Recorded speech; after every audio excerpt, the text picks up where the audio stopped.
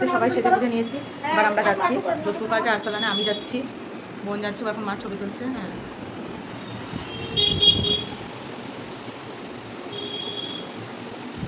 সবাই চলে যাবো এক্ষুনি। সব মোটামুটি ঘরে গুছানো গাছানো হয়ে গেছে, এই এখন ছবি তুলেই যাচ্ছে। ছবি তুলবে সারাদিন এই করে যাবে এরা।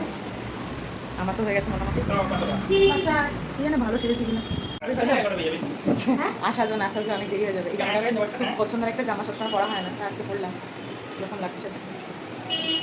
আমি রেডি হয়ে গেছিলাম, সাথে বোনরাও রেডি হয়ে গেছিলো, মাও চশমা চশমা পরে রেডি।